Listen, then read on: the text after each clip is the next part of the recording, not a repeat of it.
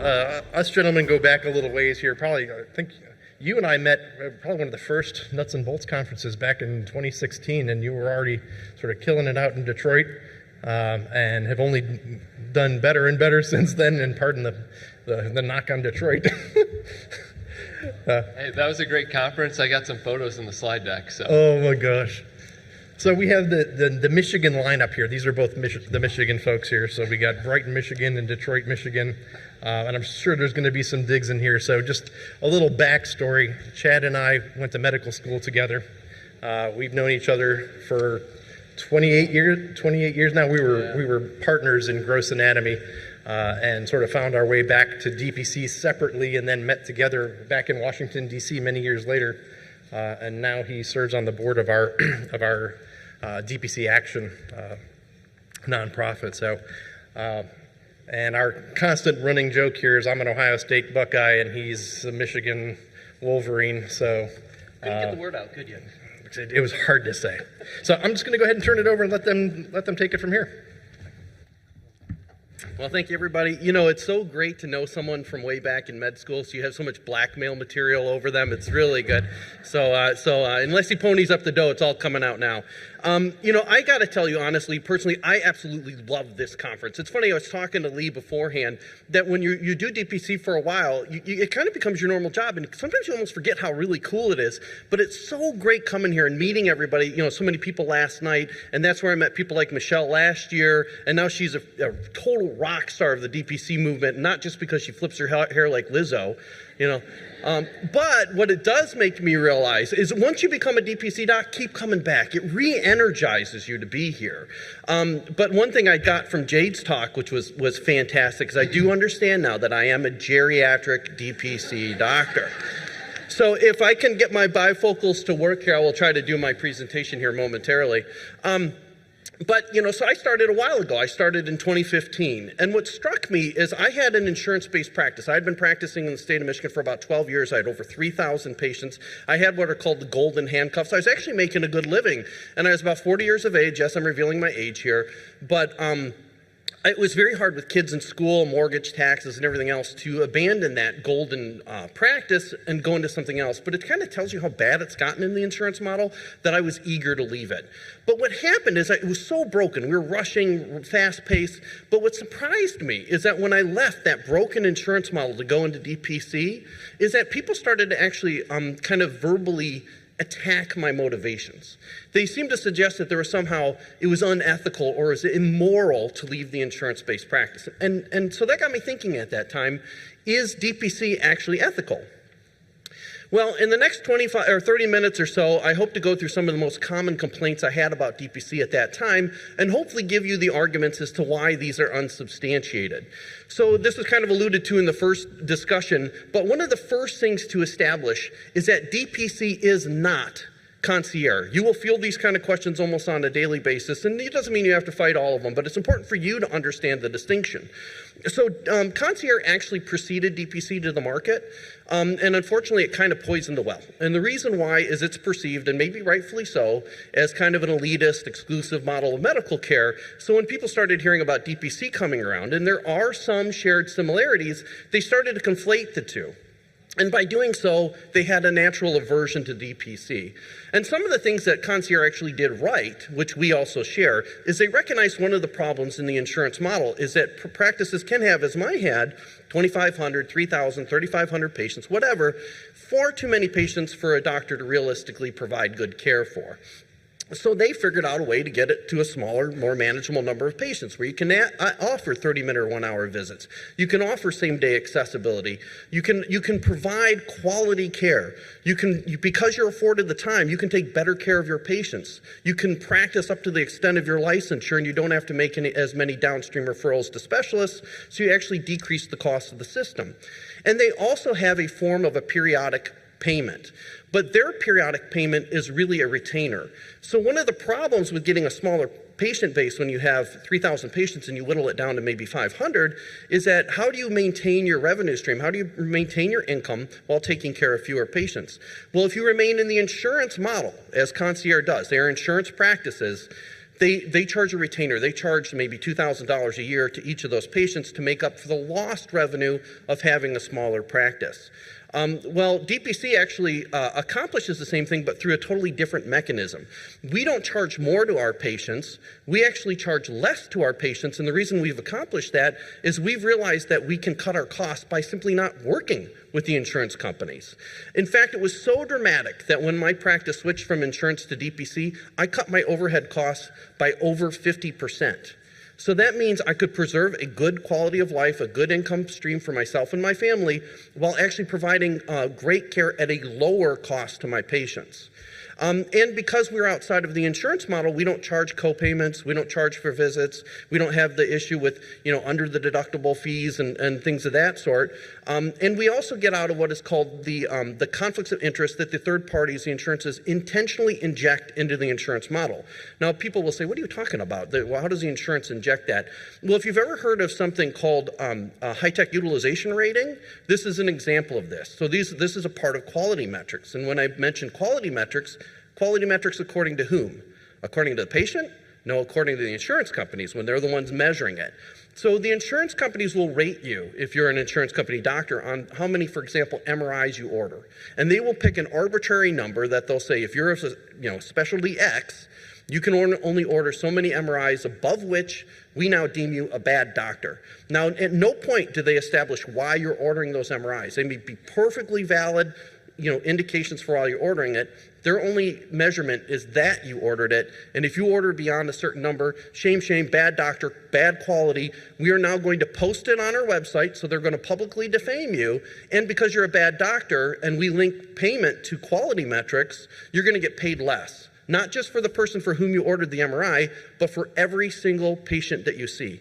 This is a profound conflict of interest that should never exist in the doctor-patient relationship, where the doctor's best interests are essentially put at odds with potentially doing what's best for that patient. Now, DPC is out of this. Why? Because we work for our patient. Our interests are aligned with that patient. And because we've lowered the costs, we can take care of all populations based on income. We can take care. I actually see more Medicaid patients now in my DPC practice than I did when I was insurance-based. So we can take care of those who are economically disadvantaged. We can take care of the middle class. We can take care of the wealthy, and we treat them no different. They're our patient. That's all I care about. I don't care what their job is or what their income situation with. They're my patient. I'm going to do the best I can for them. Whereas concierge, because it's necessarily more expensive, is definitely priced out for those who are economically disadvantaged and even most middle class patients. So again, it does remain the avenue for just basically the wealthy. And fundamentally, we also change the system. Since we're outside of the system, outside of the insurance governmental system, we change that system. Whereas concierge doesn't change the system, it just adds additional cost to it. So we're not DPC, we're not concierge. So does DPC exacerbate the inequality between the rich and the poor? Well, I kind of alluded to this. So one thing is really important to establish is the difference between affordable provision of medical care and subsidizing inefficient medical care. So Americans spend far more on their health care than they ever have any dream that they actually do. In the United States, we spend $4.5 trillion with a T dollars on health care every year as of 2023. It's probably worse than that now. Now, to put that into context, because when you start dealing with numbers that are so astronomical, it's easy to lose perspective.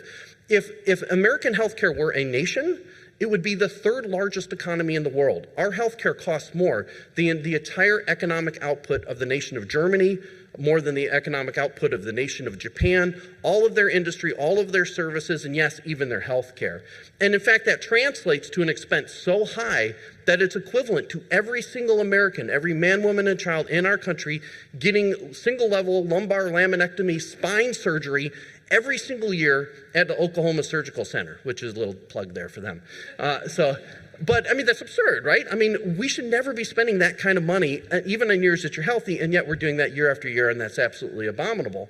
And the reason why people don't understand that, because people may say, well, geez, I have a $25,000 premium for my family of four, but they're actually spending far more than that because it's obscured. The payment is obscured, and this justifies the falsely priced system, because the only way to perpetuate a falsely priced system is to subsidize it and obscure it. So what do I mean about obscuring it? Well, it's obscured in a lot of different payment routes. We have the way that you obviously recognize. You pay a premium for your insurance. You pay your co-payments. You pay under the deductible. But you also pay in deferred wages. So now if you get your insurance through your employer, people say, well, I got a little line on my check and it says this is how much your insurance costs. But what they don't, and then my employer kicks in something. But did they really do that out of their own benevolence? And the answer is actually no. That is deferred wages. That is the cost of hiring you, the cost of employing you. And they could have instead given that to you in the form of a paycheck. But they don't. They do that instead as a health care benefit. But you don't even see that or even think about it. And it's also done in taxes. And taxes at every single level.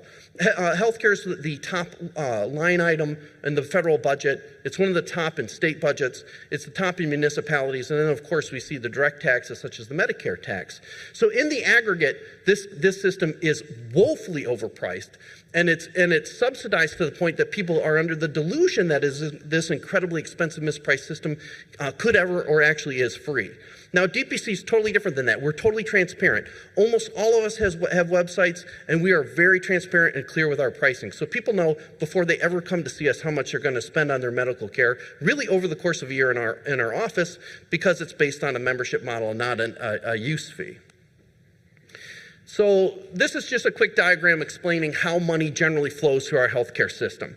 So again, people are always paying for their healthcare whether they recognize it or not. And they usually pay it either in the form of taxes to the government or in the form of premiums going to the insurance companies. And when they pay it in the form of taxes to the government, what they don't always understand is that the government takes a large chunk of that payment out for their own uses. So they pay off their bureaucrats, they pay off the administrators to fund their system.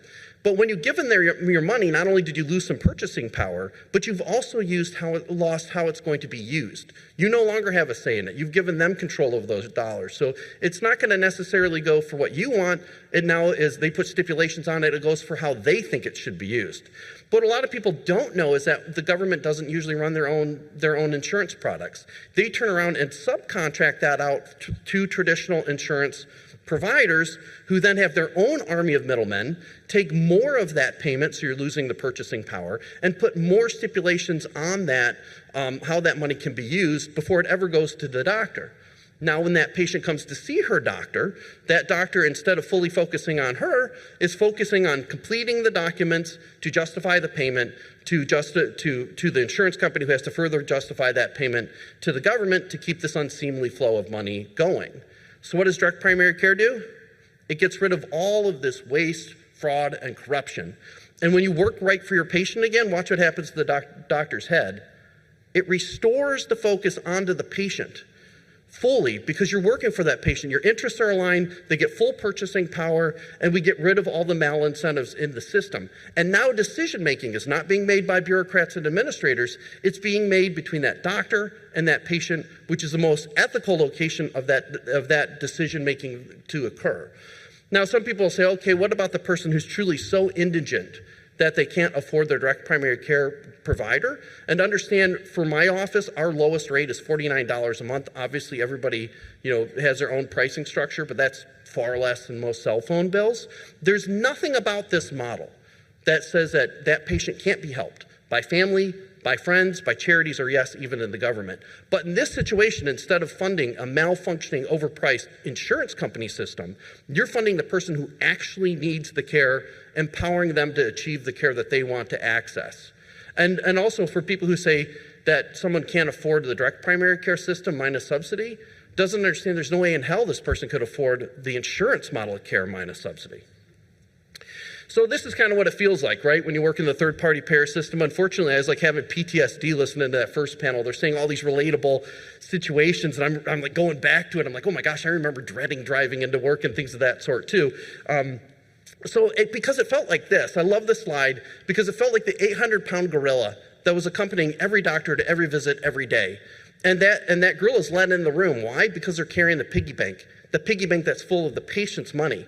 And because they're carrying the money, they can tell that doctor how fast they have to go, how many patients they need to see, what tests they can order, what treatments they can prescribe, and to whom they can refer. So take that patient away from the gorilla, take that money back from the gorilla, give it back to the patient. Let's work for them again. But further, working for the insurance companies actually alters incentives. And you hear me talking about the third-party payer system a lot. Well, to understand what a third-party transaction is, you first have to understand what a first-party transaction is. So a first-party transaction is DPC. It's when someone's using their own money to purchase a product or a service for themselves. When you're using your own money, you tend to care a lot about the cost because it's your money, and because you're buying it for yourself, you tend to care a lot about the quality. A second-party transaction is where you're using your own money to buy something for someone else. So since you're using your own money, you tend to care a lot about the cost, but since you're buying it for somebody else, maybe care a little bit less about the quality. A third-party transaction is Michael Scott. So no, it's where you're using someone else's money to buy a product or a service for somebody else. So since you're using someone else's money, you tend not to care too much about the cost, and since you're buying it for somebody else who you don't even know in most cases, you tend to care a lot less about the quality, and that is unfortunately our insurance company model. And the best analogy I've ever heard of how this manifests in the real world was created by David Goldhill in his book Catastrophic Care years ago, when he referenced a body shop and how there's an alteration in the psychology of the transaction when you're getting a payment through what we consider like this amorphous blob of the third-party payer system, the insurance companies. You've dehumanized that transaction. So imagine you got in a little fender bender, you got a dent in your car, and you come into the body shop. One of the first questions they're going to ask you when you walk up to the desk is, are you going to use your insurance for that? And if you say, yeah, I'm going to use my insurance, they go, oh, okay, good. Because we can pop that panel off, we'll get you a new panel, we'll repaint it, we'll stick it on there, it's going to look great, it's going to look new. And, that'll be great. Oh, and by the way, you got this big scratch on the back of your car too. Probably had nothing to do with the crash, but we can pop that panel off, we'll get a new panel for that, we'll repaint it, we'll stick it on there. It'll be wonderful. You like that, right? I mean, you're submitting the claim anyway, you're going to blow for your deductibles, you might as well use it. And the customer may actually go, well, yeah, that does sound good. I've been paying this premium to this insurance all these years, and I've never gotten anything back for it. I'm going to stick it to them. I'm going to maximize. I'm going to get everything I can out of that. And they think they're sticking it to the insurance company, but are they? No, actually, they're sticking it to themselves. So what do the insurances do? Well, the next year, they recuperate those costs by increasing your premium. So they didn't give it out of the benevolence of the CEO who decides to forego his annual bonus so that you can get your fender bender repaired. They will recoup those costs for you even if you change insurance companies because they can look at claims data. And the other person who loves this idea is the body shop, because they took this small little claim and they made it into a big cash cow for themselves. Now compare that instead to walking into that shop and you walk up to the desk and they say, are you going to use your insurance? And you say, no, I'm going to pay cash for this. And now looking at the humanity of the person that they're going to bill, there's still charlatans out there, but no one's going to see Josh Umber, so we were good on that. If you guys know Josh, this is obligatory, I've got to rip on him. You go into these people, and now seeing the humanity of the person across for them, they're more likely to go, oh, you're going to pay cash for this? Yeah, we can probably bump that out, buff it off. It'll look pretty good, and, since you're paying cash, we'll give you 20% off. Well, the alteration of the incentive even goes beyond that now, and there's something that I refer to as accepting mediocrity, and this is fomented by that third-party payer system. Now, I live up in Michigan. I'm pretty close to the Canadian border. Paul's even closer than I am, and I will tell you, we used to get quite a bit of what is called medical tourism, meaning people coming from Canada into the United States to access care because we could get it in a much more timely fashion. More recently, I've had a big drop in that. I don't know if you're getting that or not. We took all those patients. Yeah. Oh, he is closer to the border and much better. So, but anyway, so I was talking to a patient and it started dropping because it was taking longer and longer to access care in the United States. So it really wasn't having the same advantage it once did over Canada. And when I started, it was 24 to 48 hours, we could get almost anything, even advanced surgeries done when I started. Now it takes over 3 months to get a colonoscopy, sometimes even if someone's symptomatic. So it's gotten really, really bad. So I was complaining about this to one of my Canadian patients once, and she was kind of nodding her head in recognition. And then she interjected and she goes, doc, actually, I got a story about that because up in Canada, my uncle, who was in his 50s, had a mass and they ordered an MRI to look into it. And it took over 6 months to get the MRI, and by the time he finally got it, it was in fact cancer. During that time period, it widely metastasized and he likely died unnecessarily awaiting an MRI. To which I responded, oh my God, that's horrible. And to my surprise, she goes, no, doc, we get it. There's only limited resources to go around, and sometimes that kind of stuff is just going to happen. To which I again responded, oh my God, that's horrible. But now I didn't mean necessarily the unnecessary death of her uncle, but her tacit acceptance of it. This is something that I pray Americans never get to that point of accepting that level of mediocrity, because if you accept mediocrity, mediocrity is all you will get. Now, it is not easy to be an entrepreneur. If you go into DPC, it is a consumerized market.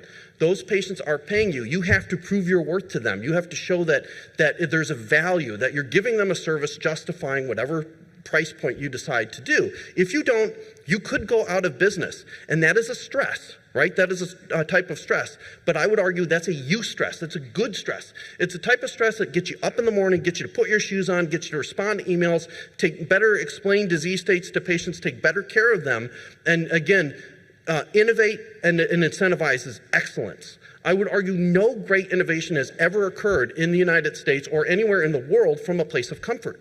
And what do I mean by that? So if you're laying back on your couch and everything's perfect and somebody's putting grapes in your mouth and you've got a big palm, I don't know, whatever you can envision for like the place of perfect comfort, that's mine. Which I'm going to hire Paul to do later. What's your incentive to change that situation? It's essentially zero, right? You're not going to, but if there's something kind of not right, if it's annoying, if it's inconvenient, if it's bothering you, you have a motivation to try to change that. And in fact, I would argue DPC is that manifestation of the insurance model. That it was wrong, it was broken, and we were incentivized to change things, and it is a great incentive. People in the insurance model can't change it. Why? Because one aspect of changing it is you have to have agency. You have to have the power to change it. And if you're a doctor within the system, it's really hard to change it. The only way to really change it is to get out of the system. So the next complaint is that DPC doctors cherry pick our patients, that we somehow avoid the sick. Well, is that true? That's absolutely not true. Why is that the case? Because if we did, we would go out of business. We would ruin our reputation. Imagine if a practice opens up in your town and says, hey, you can come and see us for a monthly membership for your medical care, but as soon as you get sick, they fire you.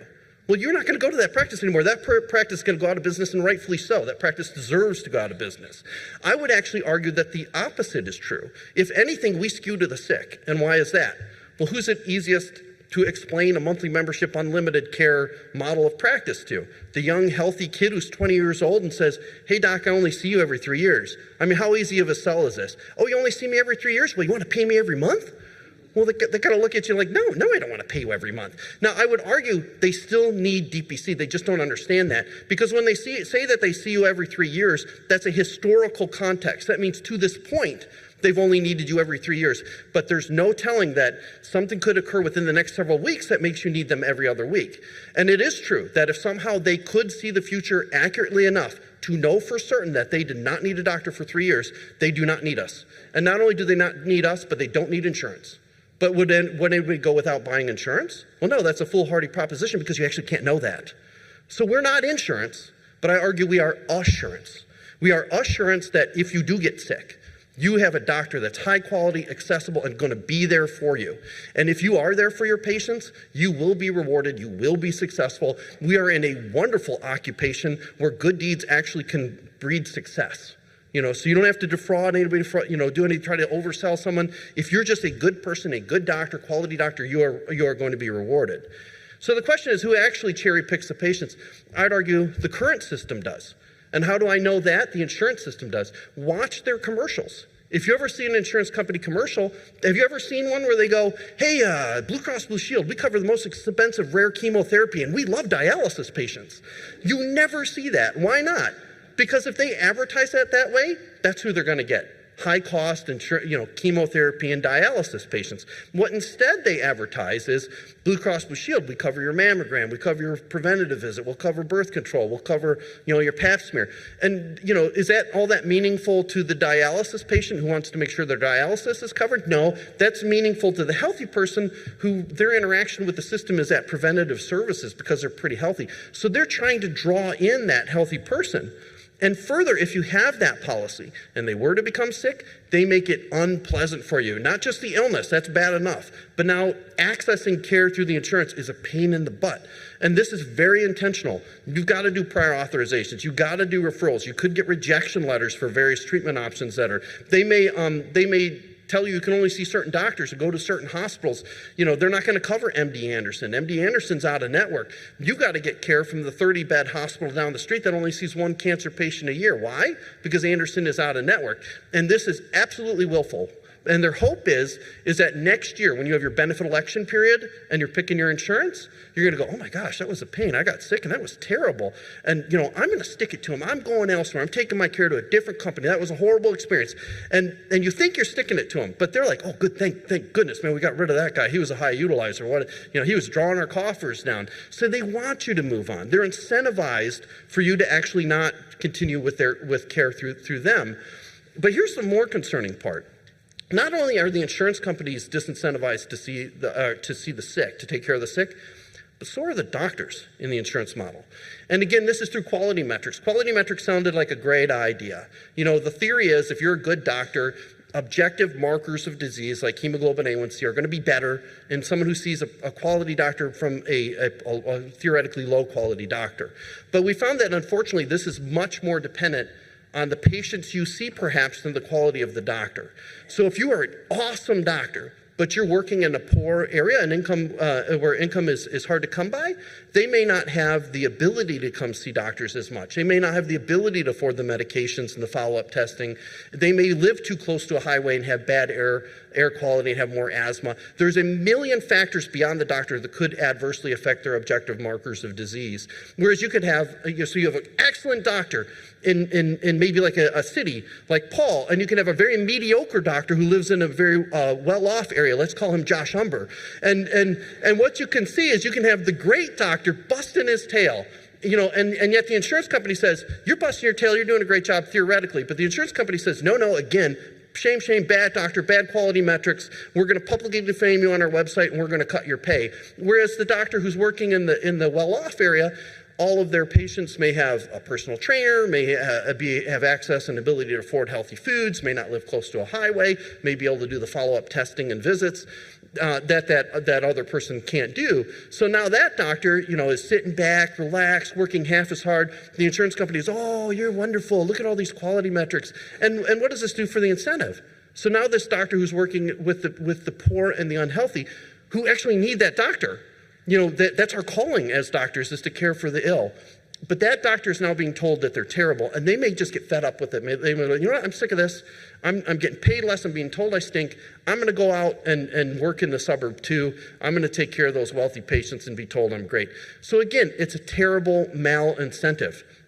And in fact, I used to joke when I was in the insurance model that had I stayed in the insurance model, I knew how to make my quality metrics perfect. So I had 2 TV sets in my reception area, and I was joking that I was going to play Miley Cyrus videos on a loop with maybe the volume just a little uncomfortably too high. So now when my true geriatric patient, not geriatric DPC, my true geriatric patient comes in, walks in and goes, oh, what is this racket? What is it? What is this hussy on these screens? I'm sick of this. What's going on with Dr. Savage? I'm going elsewhere. I'm taking my business elsewhere. I don't show him. And she walks out the door. Well, much like the insurance company, that didn't hurt me. That actually helped me because she walked out the door with all of her bad metrics. I actually look better and get paid more because she left. That's really bad. But now you get that 20-year-old who only needs you every 3 years, and he walks in and he goes, hey, man, yeah, Miley Cyrus swinging on a wrecking ball. Man, this place is great. I'm coming here. Yeah, so now your metrics are great because I did anything? Not anything good. I chased off the sick people. And he's got perfect metrics because I'm a great doctor. Not necessarily. It's because he's 20. And 20-year-olds have perfect metrics even if I do nothing. So I'm working half as hard, being told by the insurance companies I'm great, and getting paid more. So that, again, is a horrible malincentive that disincentivizes insurance companies and doctors from taking care of the sick. So the next complaint is that DPC is not regulated. Well, that's pretty terrifying. Is that true? No, that's false as well. Every single doctor who practices DPC is licensed in their state. They have done the USMLEs. They have done their board certifications. They have done their CMEs. They have done whatever it is required by that state to be a licensed practitioner in their state. And if they don't keep up with that, they can lose their license to practice medicine just like anybody else. We're subject to contract law. Every DPC doc has contracts with their patients. If you don't, Talk to Kim Korba. She's got a book where you can get inexpensive contracts. Talk to Luann Leeds or somebody else, a DPC attorney who can create those for you very inexpensively. But if you should start violating those contracts, they can sue you. If you start practicing crazy medicine and you start hurting patients, we're subject to malpractice. They can sue you. We are subject to OSHA. We are subject to CLIA. And most of us, again, are board certified. An important thing to recognize is that insurance is not regulation. Just because you signed an insurance contract doesn't mean you're suddenly a quality doctor. Insurance is not regulation, it is simply burden. Now, the last complaint that I wanted to address is one that actually, it's probably the hardest to address because in some aspects there's merit to it. And that's if all primary care doctors converted to the smaller DPC practices overnight, that we would exacerbate the doctor shortage. Well, that would be true if it were true, but it's not true. How can I say that so comfortably? DPC's been out there for almost 14 years now. It is growing rapidly, but even at that, we have about single-digit percentage participation from primary care doctors. We haven't even broken above 10% of primary care doctors are doing the DPC model yet. And you know what? That's okay. That's a form of gradualism. The system is gradually shifting over. And what that does is that allows for time for the system to adapt and adjust. And in fact, I'd argue it's very likely that we'll never reach 100% participation, and that's okay. If people want to work within the insurance model, God bless them. I think that's the wrong idea, but if that's what they want to do, that's okay as well. And the other important thing to recognize is because they make it sound like DPC is the reason for the doctor shortage, but that's hogwash. And why do I know that? This chart is from 2010. Which predates the advent of DPC.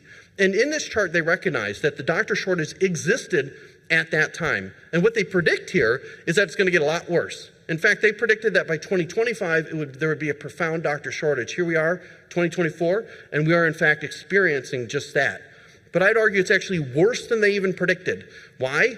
Because they're chasing doctors out. They're burning us out. They're making doctors retire prematurely or leave the practice of medicine. It is so bad that between the beginning of 2020 and the end of 2021, we had 117,000 doctors leave healthcare out of a practicing provider base of about 1 million physicians. That is catastrophic in that period of time. Now, some people will say, well, yeah, but that was COVID, and that certainly accounted for some of it. But when they surveyed a number of these doctors, by far the number one reason cited was burnout, not COVID. And I think this picture perfectly illustrates that. It's not because people hate taking care of patients. That's actually highly rewarding. Being a physician used to be a multi-generational occupation. Parents would encourage their children to become physicians because it was such a great job. Now over 70% of doctors dissuade their children from going into the practice of medicine. My children are one of them. My wife's a pediatrician, and she practices the insurance model. I've tried to get her to switch, and she has totally convinced our kids, don't go into this. So they're going to do something else.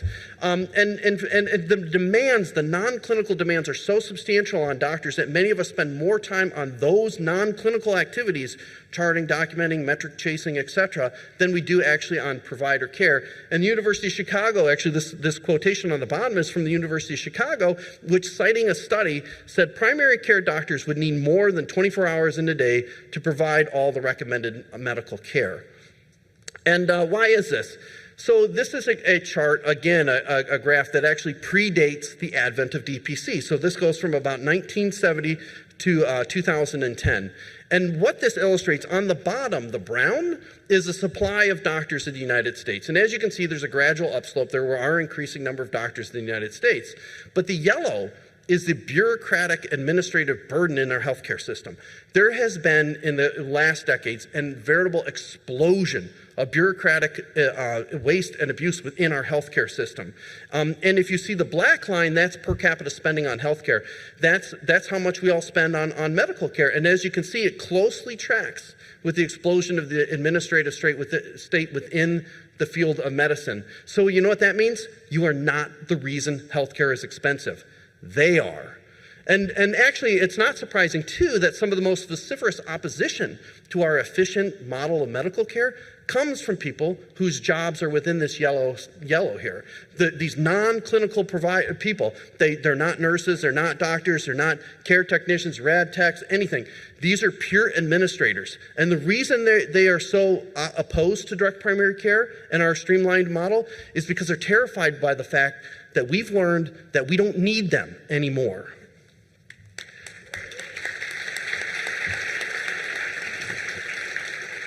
And I'd actually argue, if given time, DPC can help solve this shortage that we have through several different mechanisms. First of all, being a DPC doc is awesome. I am so thrilled by the graduating students that are here from residency and things of that sort, because seeing DPC and seeing how great it is, more of you may actually choose to go into primary care instead of going into a specialty, and they may choose to do so as a DPC doc. And again, I love the pre-DPCs as well.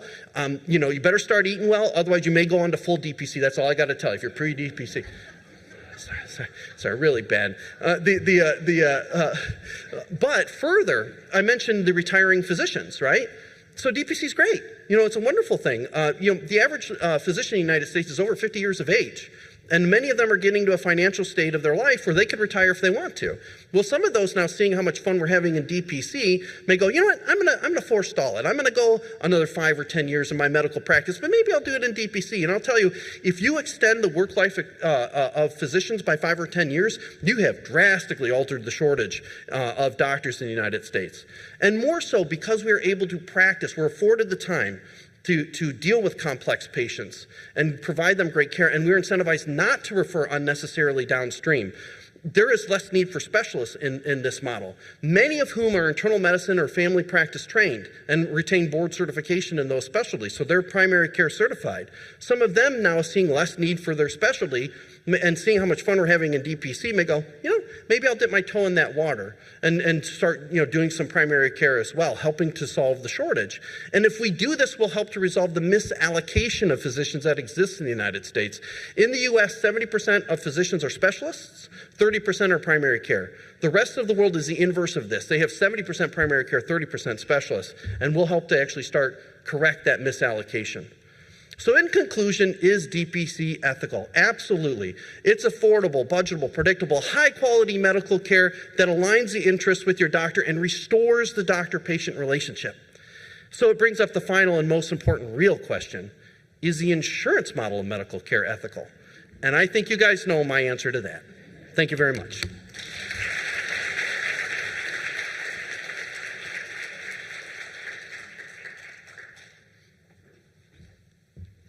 Usually I like to queue up the final countdown and then run from the back of the room and just get everybody amped up. I can't do that because it's in the middle. It's kind of a weird transition just standing up. Yeah. So just imagine the final countdown playing as we get this going here. My name is Dr. Paul Thomas. It's sincerely a pleasure and an honor to be here. I have the unenviable position of being between you and lunch. So I'm going to try to keep this entertaining, light, a lot of fun. Okay, yeah. Here's our first slide. $90 to $1 million. How to grow your practice annual revenue and thrive. Now, I'm going to preface this by saying, if you don't want to get to this point, that's fine. I'm just going to show you year by year the things that we did, the skills that we acquired to help us grow our practice, serve more patients, and grow our practice revenue. My name is Dr. Paul Thomas. I'm a family physician. I practice in Detroit, Michigan. Our learning objectives. We're going to demonstrate how to grow a successful DPC practice. We're going to talk about and understand what skills you need to acquire to get there. Some of the more germane points is, identifying effective marketing strategies. I think Dr. Norris did an amazing job about showcasing her Instagram channel and how that's a wonderful way to attract patients, and implement key financial management techniques to optimize revenue generation and minimize overhead costs. So here we go, 2016. I'm a graduating resident, June 30th, July 1st. The world is my oyster. I didn't sign a contract. I wasn't gonna go to the big box hospital system. I was gonna start my own practice and I'm gonna write a business plan. I worked with some friends. I wrote down all of my costs. I was feeling extremely burned out in my residency, and having this business plan document was just something that gave me hope for a bright future for myself in medicine. So, the numbers are not important, but I try to think about the things I would need, like an otoscope, ophthalmoscope, how much would it be to buy an exam table? I'm gonna need a refrigerator in the break room, a refrigerator for the vaccines I wanted to give.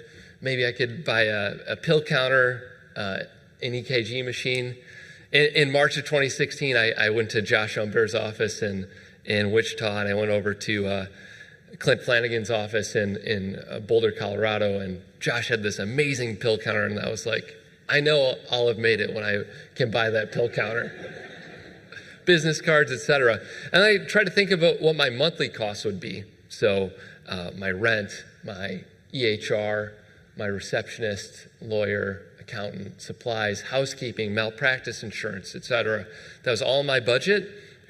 And I recently had bought a MacBook, and they had this numbers function in there. You can just pull this up. It's kind of like the Mac version of Excel. And I started plugging away my numbers, and I was like, man, how many patients would I need at $50 a month with a $10 per patient per month cost to break even? And I found this to be really empowering, that I could say, okay, my break-even point is, somewhere in here with 60 patients with a relatively low overhead, maybe, a few $100s for our EMR, maybe $600 for rent, et cetera. And this was really powerful. And so I did it again with a higher cost. Maybe our base costs or fixed costs are $6,000 monthly. It could help me identify, okay, my break-even point is 150 members. And then I set a goal. I was like, okay, I think I can do this with one physician. We could potentially get to $420,000 a year. With 3 doctors, maybe we could cross $1 million to $1.2 million a year. And so this was 2016. I really didn't know what I was doing. I was just following the steps online of writing a business plan, working with a friend who started a successful company, and really making a go at this direct primary care thing. So I started with $90. I put $90 into a bank account. Here's the receipts. I save the receipts, as they say. And there it is, $90 into the account. I also put in like $10,000 of my own money eventually to get this thing off the ground. We won a pitch competition for $7,500, which is a great little grant. So maybe around $17,000 was what I had to start. And really, in 2016, I started in November making house calls. So this whole Plum Health thing was a little bit amorphous. It was like, what is this thing really? And so it's just me in a doctor's bag, and this was a part of the grant. They took some photos of the winners. So I set a small goal for myself. I'm going to grow my revenue by $1,000 each month. And what is that? That's 20 new patients at $50 a month. That was just a nice, if I can get 20 patients to sign up each month, I know that eventually I'll have a thriving, amazing practice. And so as a part of that, I broke that little, that big goal of $1,000 into smaller goals. What are the little things that I need to do each month? Add 20 new members, engage in one higher level speaking engagement, or work with the news media in some way. Engage with one small or medium-sized business, not even sell them, just get in front of them and say, this is what we do. We could save your small business a little bit of money, or add a nice benefit for your employees at $50 a month to come and join our practice. And then send out an email blast. As I was growing, I was getting people's emails, so I'd send out an email blast every month. Hey, this is what we're doing. Kind of like the newsletter that Dr. Norris had mentioned. This is what we're doing this month. And it was just a great touch point. And I broke that down even further. So I have this monthly big goal, monthly action steps, and I had weekly goals or action steps. So add 5 new members, add a blog post with thoughtful, engaging content, and share a post on my social media channels. So once a week, I'd take some time to write a blog post, do some social media content. They often fed into each other. And so it was this nice, virtuous cycle. All right, 2017 comes around. And I took Plum Health from this amorphous kind of like house call business to a small exam room. I leased this 12 by 16 foot space for about $600 a month from a school for digital technology that was in an old police precinct. And I started my practice. I had one of my patients walk me over to the jail cell area and say, hey, Dr. Paul, that's my cell. I guess he is 19 and got a little tipsy, got into a little bit of a fight. They held him for the night and released him. He now has a successful bar and restaurant, and we were able to help his employees. So the skill that I learned at this time, the skill from 2016, writing a business plan, writing some goals. It was about branding and marketing, crafting a strong brand image for your practice, differentiating yourself from the marketplace, building a brand that resonates with your target audience. And so that's when I started to say, we believe that healthcare should be affordable and accessible for everyone. And with that belief, it took me, with that mission statement, with that set of beliefs, it helped me communicate my value to a broader audience. In 2017, I was able to do a TEDx talk in Detroit. We were featured on Fiverr. We started developing like some cool branding for our medication bags. This all helped me craft and break through. There's a lot of noise out there. You have to have a lot of touch points with a prospective customer to convince them to sign up, and having a compelling brand, clear messaging helps you to do that. Another skill that I added was financial management and planning. So, you can buy different software. This is something I outsource. We buy like a QuickBooks membership, or there's other FreshBooks, or there's a lot of different options out there. And that allows me to categorize my expenses and do it. I check it daily and just make sure everything's categorized. And then my accountant comes in every quarter and makes sure that everything's categorized correctly. And then we do an annual review at the end of the year. So budgeting for growth and scalability. One thing that I did is I worked in urgent care for 1 year prior to taking my own salary for my company. So like Dr. Norris, kind of a stress-free growth model, no debt, essentially. And that just allowed me to focus on delivering excellent care. So I was seeing patients in Plum Health 4 days a week at the urgent care on like a Tuesday. And I would see 60 patients in a 12-hour shift. And then on a Saturday, I'd work 8 hours. So I worked 20 hours in urgent care, maybe see 35 patients on a Saturday.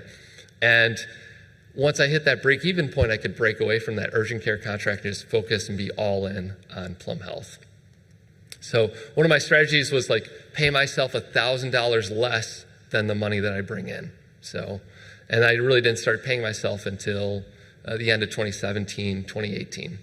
This is our pricing structure, pretty friendly, affordable, accessible healthcare. Another skill I developed was getting a loan from a bank. So in 2017, I got a $30,000 loan from Wells Fargo to grow our practice, and that was just a nice cushion. Looking back, a 5% interest rate seemed high at the time. Now it seems amazing. And so, securing the $30,000 was just like a nice cushion. I didn't need the money, but it's just nice to have it in case there's a shortfall at any point. And then learning from colleagues and conferences. This is a great skill, networking, finding mentors, going to an amazing conference like this. This is from 2017. You can see the date, October 14th, 2017. This is a great place. This is a warm room. There's amazing people in this room that are cheering for you, rooting for you, wanting to see you succeed. And I'm so happy to be back here, a part of this again. And some presentation can get amorphous, but we're going to get real here. This is my monthly revenue in 2017, my first full year. I started in November 2016, but here it is. And how do? We try to grow the revenue by $1,000 each month. And I think we more or less did that. We were maybe $1,500 short, $2,000 short, but this is what we did. And this is, our balance sheet, net operating income, $5,000. So it was nice having the urgent care gig. So again, I didn't have all that pressure on my direct primary care practice to grow. All right, 2018, can you feel the momentum? Optimizing patient retention. This is a skill that I learned in 2018.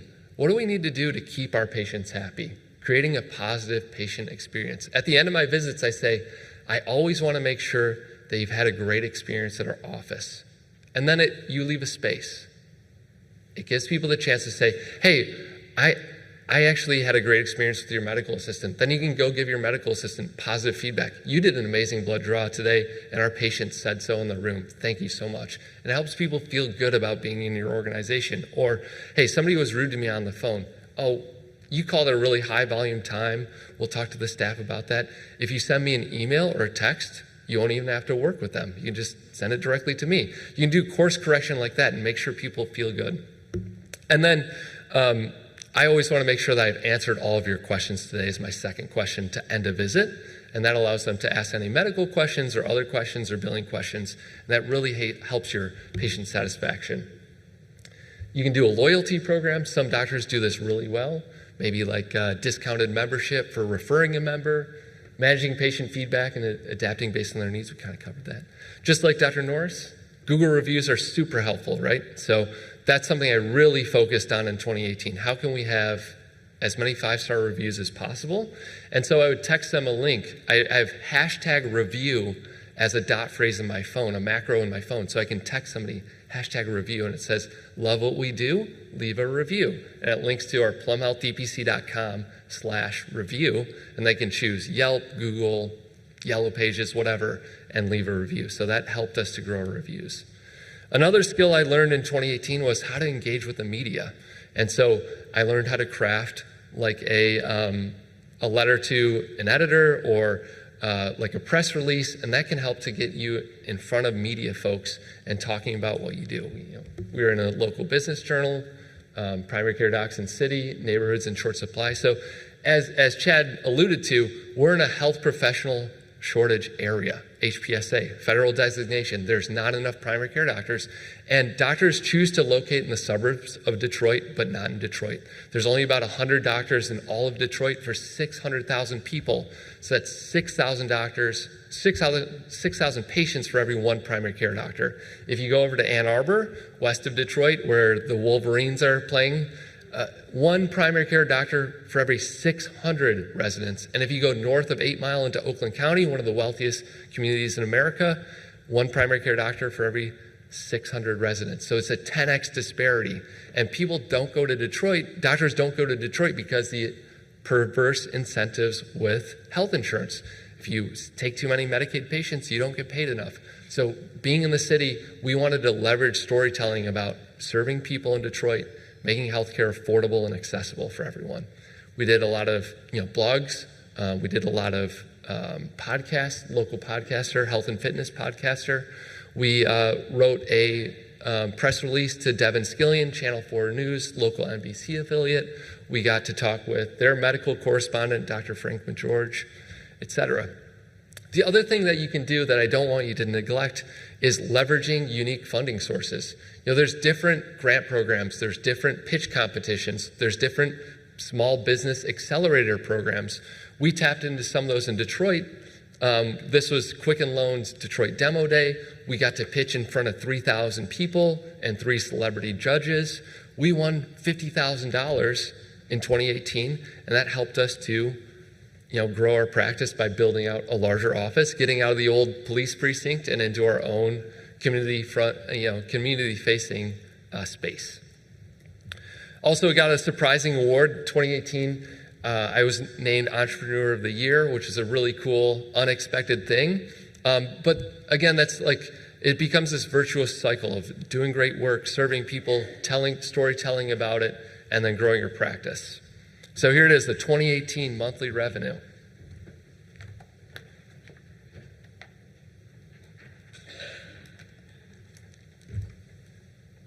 Again, the focus is just sustainable growth, taking really good care of patients, serving them, retaining them, and growing our revenue so that we can serve more patients, hire other doctors, hire other medical assistants to help us deliver that work. Net operating income, close to $100,000. That was a great feeling because then I could leave the urgent care work and just be all in on Plum Health Direct Primary Care, and that was a wonderful moment. All right, 2019. Can you feel the momentum? Let's go. Human resources and team management. So in 2019, I hired my first doctor. Again, no idea what I'm doing, but I'm trying to read as many business books, talk to other business owners in my community, talk to other doctors who've hired other doctors to help grow my patients and grow my panel, because it's hard work being a solo doctor.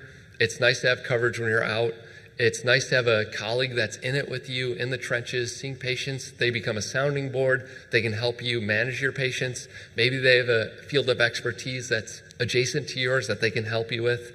So hiring the right staff for your practice, fostering a positive workplace culture, investing in personal development for your team, having a CME budget, encouraging your doctors to use that CME budget to go to conferences, to expand their skill set so they can serve your patients and your community better. So this was like flyer I made. I don't know why the J didn't show up there, but medicine is a journey. Join us for your next step. Put that on social media. I actually advertised in our medical alumni at Wayne State University School of Medicine, my alma mater, 150-year celebration. We had that advert in there. That was cool. And I was able to hire an amazing physician, Dr. Raquel Orlick. She's a DO. She went to Michigan State. She has local ties. And I had so many, I didn't know this, but I had so many patients waiting in the wings who wanted to join our practice, but wanted to have a female doctor. And that was Dr. Orlick. And she filled up her panel in about 16 months. She went from 0 to about 500 patients in 16 months. So it was really exciting to see her grow. We built our office later that year and got her name on the door, which was sweet. We also hired our first medical assistant, Chris Lake. He had a friendly wager with one of our patients. She said, I always bruise when I get my blood drawn. And Chris was like, not with me, you're never gonna bruise. And so she was like, want to bet? And he said yes. And a plate of white chocolate macadamia nut cookies was on the line, and Chris won. Dr. Orlick is board certified in obesity medicine. She loves doing joint injections. She also does Botox. And she has a picture of some clue cells on her wall because it's art.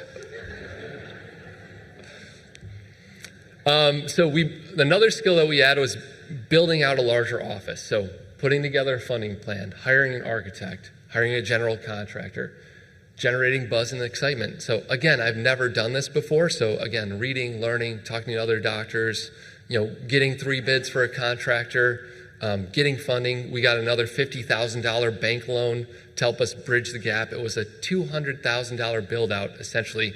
It was $180,000 to the general contractor, 1,700 square feet, and $10,000 to the architect. They usually charge about 5 to 10% for architectural fees.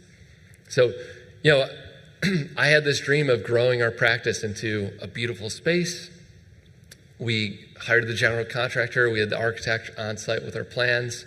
We cut the ribbon at a perfect time, December 2019. Woo! The brightest future is ahead of us. Nothing can stop us. We're here. We've made it.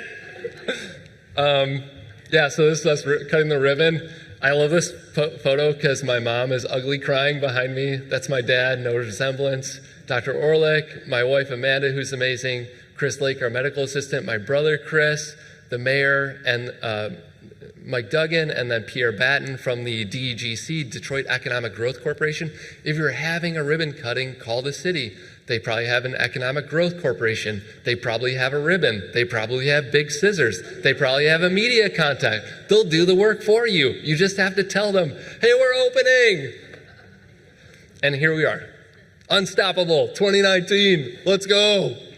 We also did some networking, advocacy, and political outreach. We have a state conference on Mackinac Island, beautiful island in Michigan, called the Mackinac Policy Conference. Everybody's there, journalists, state representatives, congressional people, the governor, and so here I'm with Debbie Stabenow, telling her about affordable, accessible healthcare and how we're lowering the cost of meds. I don't think she really got it, but I'm sure I'll get it next time. 2019 monthly revenue, just pretty steady growth, and then you can see September 80,000, December 80,000. That's because we cashed 2 $50,000 grant checks. One from the city of Detroit, one from the pitch competition to fund that build out. Okay, our number's a little bit skewed because of the cost of build out on the net operating income, but we're growing here. It feels good. 2020, what could possibly go wrong? So we continually demonstrate value to serve our patients, grow our practice. We take care of newborns. We remove splinters, apply Band-Aids, have a medical room pharmacy that's full of medications. I make house calls. And we had to do this, adapt to market trends. Staying informed about an evolving healthcare landscape, being agile in response to industry changes, embracing innovation in healthcare delivery. So here I am adapting, making curbside COVID swabs letting people know if they have the flu or COVID or RSV. I made a weekly video series talking about the numbers, specifically how it's affecting Detroiters, because I'm talking to my audience. And then we also utilized technology. Another skill we added was utilizing technology for practice growth. A lot of the EMRs have a self-scheduling app. Turn that on. It saves you so much time. Leveraging telemedicine, staying up to date on technology and advancements. So here's one that I used. I started using Calendly. We also have Atlas, and we now use the Atlas self-scheduling. But look at these numbers. 760 meetings booked, 5,000 emails prevented, 190 hours saved. People are getting those 30-minute meetings. Busiest month in January, cold and flu season. Wednesday is my most popular day. And again, the 2020 revenue is cool because we did adapt. We did work our butts off to reach out to people, and we grew substantially through the pandemic. And that was a great feeling to really get out there, serve people, stay active, stay present, really lean into telemedicine, really lean into curbside testing and consults, and that helped us to really grow our practice during that time. 2021, community engagement and partnership. So we're adjacent to a Spanish-speaking population in Southwest Detroit, Mexican town, Southwest Detroit. Very high concentration of Spanish-speaking patients. And we are sad to turn people away from that community because we want to serve everybody. But we couldn't. So we went out and hired Dr. Leslie Rabeau, and she is fluent in Spanish, and she helped us bridge that gap and invite a whole new group of people into our practice and serve them. And a lot of people who are maybe undocumented, uninsured, maybe even unbanked, where they don't even have a bank account. And so this was awesome to have her in the practice. Her patients loved her. I am fairly certain Dr. Leslie Rabeau is a literal genius, which I love that. And we celebrated her. We do this for all our doctors, but we have like a happy hour where we basically have an open tab with a local restaurant or a local coffee shop or business, and people can come in and everything's covered by the business, have a drink, have a meal with us, talk to us. We want to hear from you. You're our patients. We also just celebrate local entrepreneurs. Like Godwin Ayantuge is has an amazing restaurant. He's an amazing person. His employees use our service. We also volunteer with local boxing matches, etc. Again, writing more opinion pieces. We were pretty upset that the vaccine distribution during this time wasn't equitable, so we reached out to the media about that. And then staying true to who we are, saving people money on their meds, saving people money on their lab work. Look at this. This basic lab panel for $500. And that our service, it's about a basic lab panel for about $30. Okay, we also are dog friendly. I don't know if that helps retain our millennial patients, but it feels like it. So we have dog treats on the front desk. We also are really big in the meme economy. So this is me with Bernie. Some people have a top-down approach, maybe like a Medicare for all approach to healthcare and what's best for the patients, but we really believe in a grassroots approach to primary care, and that's why we exist. That's what we believe. So taking some of these memes that are out there in the universe can help you grow your practice if done at the right time with a little playful humor. The other thing that I had to do personally, I had to grow. In order to grow this business, and in order to grow this practice, I had to grow as a person. And I have this on my desk. It's on the wall right in front of my desk. I look at this every day. It says notes on leadership: lead by example, lead by principles, surround yourself with great people, set clear goals and communicate them well, actions speak louder than words, know your business from the ground up, understand the business cycle of your industry, etc. Be entrepreneurial, nimble, don't be afraid to take risks, measured risks. I'm sure the people who are looking at starting up, you're like, this is risky, but it's not. It's a measured risk. You can do this. Think long-term despite short-term pressures. Listen and respond to your employees, customers, stakeholders. Learn from your mistakes. You're going to make mistakes. I hate how in medicine, medical culture, we punish mistakes, but there are opportunities for great growth and great learning. Be an optimist, find balance. And I wrote in Sharpie, have fun, number 15.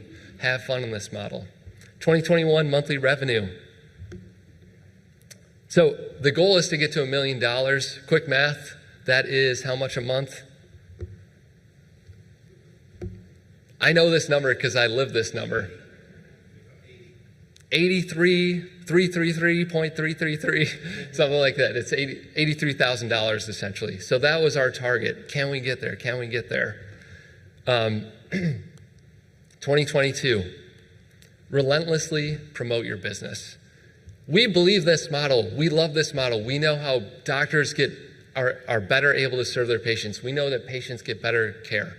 It may feel self-promotional, but I want you to shout this from the rooftops. Direct primary care is amazing. It helps our patients. It helps our communities. We now have 3 doctors in an underserved community where there were 0 doctors before. I love being a champion for this movement and this model, and that's what I do. We table events. We reach out to the media about the insane cost of insulin in our country. We talk to them about neighborhood issues. This is what we do. We shout this from the rooftop. We really believe in this model. We surround ourselves with great people. We have an amazing team. We had a medical assistant that matched into internal medicine. That was great, having at one point 4 doctors in our clinic. We hire amazing people. We empower them to deliver excellent care. And another skill that we lean into is just providing your team with positive messages. We want people to make every day a success. Bring a positive mindset. Bring a passion for patient care. Bring that consistent effort, good vibes, good energy for the millennials and Gen Zs in the room. We want all this as a part of our day. We want to live and work in a great environment. And we celebrate wins and milestones for our people. When we open a new office, we celebrate that. Something as simple as when one of your doctors hits 200 patients or 300 patients, buy the balloons. It costs $10 to buy these balloons. It makes for a memorable moment, and it helps you to celebrate that person, their effort, and really demonstrate that you're excited for them. And we have big thank you parties every year for our patients. We invite everybody out just to say, thanks for being a part of our practice. We love you. We love seeing you. It makes a difference. I know this is a tough subject, but up until this point, so I think we're in 2022 land here, our prices did not change. And we're a little bit under what we should have been. And so we drafted an email, plum pack. At this time, we're raising our prices for most of our membership tiers. These price changes will go into effect March 1st, 2022. Our pricing sets are now as follows. So we bumped it up by $5 for kids, went up by $6 for young adults, $6 for older adults, and we kept the 65 plus the same. This was our revenue. You can see a little bit of a bump starting in March and April from that price increase, but still growing by about perhaps $1,000 each month. Profit and loss statement for your viewing pleasure. Last year, and I only got 5 minutes left, so 2023. And this is where I feel like this became a virtuous cycle. We have this natural motivation to help our patients to deliver great care and service.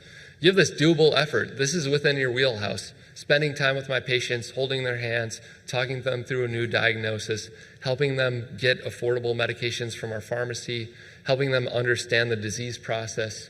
And then you're seeing that success pay off with that daily effort. This virtuous cycle, delivering excellent care and service, documenting what you do, posting it online, obtaining new customers who want that service that you offer. This is a part of that virtuous cycle. A lot of people think of finding customers as like a sales funnel. I initially thought that as well. Customers might be an afterthought. It's more about getting people in. But in where we're at now, it feels like a flywheel. We are delivering great service. That's a part of our marketing, and it leads naturally to sales. So you find a stranger who's never heard of you. You're attracting them by delivering excellent care and service to your patients. They become customers. They really love what you do, which is a lot of your patients. They become your champions. They become your promoters. You have this delighted person that's telling all their friends, all their book club members, all their church members, etc. And it leads to this compounding effect. They're attracted. You deliver excellent care and service. You have continuous growth. And that even leads to the people that you're trying to attract into your organization. You want to free other people from a bad system, right? So having people join you is a part of that virtuous cycle because they're attracted to the type of care that you deliver. And that compound effect is like through the years. So one small positive change is going to result in a huge positive change for the years. Like 1% improvement in your practice every day is 365% by the end of the year. Or if you're only working business days, 200% at the end of the year, or 250%. Again, we went through a pricing change in 2023. These are tough conversations, but ultimately we felt that this was right for our practice, for our doctors, for the sustainability, for our patients. And so we went to basically like a single price, $75 for individuals, $140 for couples, and $200 for families. We sent out this email. Each time we send out this email, we have like 1 or 2% of our patients cancel. So if you need to raise your prices, you're doing it in a way that's reflective of the needs of your community. People receive it well. Some people will say, can you keep me on the old pricing for a year? Of course we can do that. We do that for maybe 1 or 2% of our patients, and then after that year, we bump them up again. But PlumPack, we hope this email finds you in the best of health. We sincerely appreciate you for your trust in our care and loyalty to our service. Your membership makes our PlumPack a truly special community. Together, we strive to deliver the best possible healthcare tailored to your needs, and then we go into our July 1st price bump. 2023 monthly revenue, bearing it all here for you. We finally crossed that 83,333 threshold when we made that price increase, so around July, August of 2023. So we did it. Here's our expenses overview. We spent a lot, to keep our doctors, our medical assistants happy. We potentially overpay them, but it feels great because they're happy with what they do. So payroll's our biggest expense, job supplies, rent, lease, office supplies and software, other, et cetera. And we hit that $1 million mark at the end of 2023. Feels great, and this puts us in a great position to further grow and reach more people and serve more customers as we grow this movement and this model. So thriving beyond the money, it's not all about the money. I've never been to a DPC practice where this was talked about this explicitly, so I felt a little weird sharing all the numbers, but I thought it was important to at least give you guys a template. You can stop at any level you want, but there's always a pathway forward.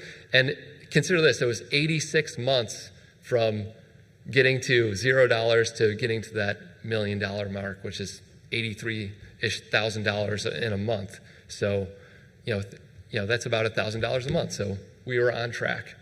So beyond the money, I became a fellow of the American Academy of Family Physicians. There's a ton of requirements to do this. I did that in 6 years, which is the minimum number of years you need to be practicing to earn this distinction. So I spent a ton of time teaching residents, talking to students, reaching out to the community.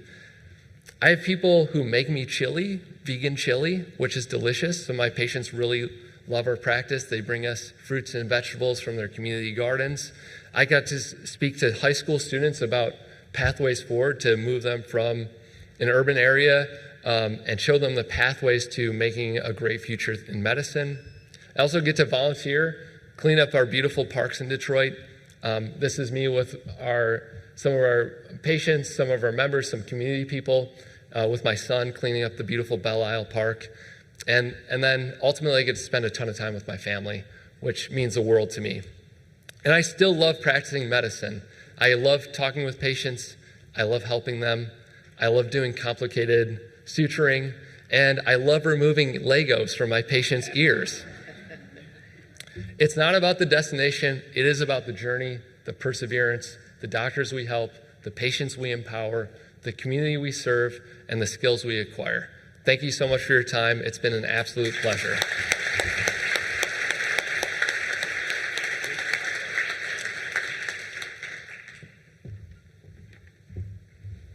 Thank you, gentlemen. That was outstanding. It was exactly as I expected you'd be. Oh, you guys are amazing. We do have time for a couple quick questions. If anybody has anything, real quick, you got about 5 minutes for questions. I have a quick question about how you structured your bringing on your physicians, how you decided to pay them. And I know you mentioned in the future you'll be having some mid-level providers as well, and if that will change how you structure that. Yeah, great question. So With physician payment, there's a couple ways to do it. I'll give you some hypotheticals. You can either compensate them on a percentage of revenue collected. So our office, we have like 97% collection. So we then compensate our doctors based on that revenue collected. A percentage, it could be anywhere from 50 to 80% of revenue collected. Most doctors go with 60 to 70% in that range, hypothetically. And then you can also do a tiered model. So maybe you start somebody at $80,000, which is more than a resident salary. When they have up to 100 patients, when they get above that, maybe you bump them to 110 until they have 200 patients. At 300, you go to 140. At 400, you go to 170, and on and on and on. So you can make up those tiers and thresholds how you want, but those are two possible ways to hire people with a reasonable salary. Yeah, we did the second approach. We based it on volume. And the key is, too, is you're taking a financial risk when you bring them on, and sometimes you are somewhat subsidizing their pay early. So don't feel bad the fact that don't be exploitative to your colleagues, but to make a little money on the back end once they do grow, because you have to make up for the initial revenue you put in to bring them on. Over at this microphone, and that'll be the last question. Hey, I am Tori Woodward. I'm actually a PA in a startup that we're hoping to open in April in the mountains of Western North Carolina with Dr. Matt Mahar here. But we're excited to be here. I actually had a question for Dr. Savage. We're in a very rural community. There's no DPC practices there. What do you feel like is the best way to educate a community that may be deluded that healthcare should be free? Yeah, I mean, that's a challenging one because it's so ingrained in our society. Unfortunately, it's a lot of legwork. It's repeated talks. I did the same. I was one of the first DPCs in the state. Paul actually was great. He followed right behind me. And actually having more DPCs is helpful, right? Because we give each other validity. It's initially when we opened, it was this, what is that weird thing that they're doing over there? And I had people hold off on joining because they were convinced we were going to go out of business. And then we didn't go out of business. They started going, I was watching you for a bit, and I kind of liked what you're doing, but I wanted to see if you were going to close up shop, and you didn't, so now I guess I'll join in. But we did a bunch of lectures. We found in fact, actually, that's one of the way Lee and I hooked back up after so many years from going to med school together is he actually saw one of my presentations I did where I rented out like this little auditorium in a real estate building, and I just kind of explained the concepts. My early talks were all financial. And it was a lot of education, unfortunately. But yeah. I watched Dr. Savage's presentations and talks, and it was inspiring to hear him just explain line by line how this benefits everyone. And Dr. Savage doesn't give himself enough credit. The first DPC doc in Michigan, we were the second. And you don't have movements like this without pioneers like Dr. Savage. And it really is about the education. And the more people that hear the messaging, it's going to take them 7, 10, 14 times before they convert and join your DPC practice. I had somebody that said, hey, you know what? I saw you on Channel 4 News talking about this. And I was like, that was 3 years ago. And now I'm ready to join. So it really... You never know what touch point is going to make them convert. And ultimately, it's hard because people hear about it, they want it, but they don't join until they're sick or they need something urgently. So you have to maintain an open schedule so you can accommodate those people who have been wanting to do it for years, but now they need it. So. And it's important to remember, too, that when somebody has a high deductible plan, they are a cash pay patient. They just don't know it, and they're getting horrible prices. Yep. So the weird thing is that, I think everybody wants a good and functional American healthcare system. It is currently totally malfunctional, and this is a weird thing. Obviously, we want the system to work, but the more it doesn't, the weird way is the better it is for us because we're the counter to that. And I can tell you I've made a very successful practice on the dissatisfaction of people with the current system. Yep. Yeah, it is hard to compete with free, but the bar of the other system is so low. You can definitely clear it. So, round of applause for our second panel.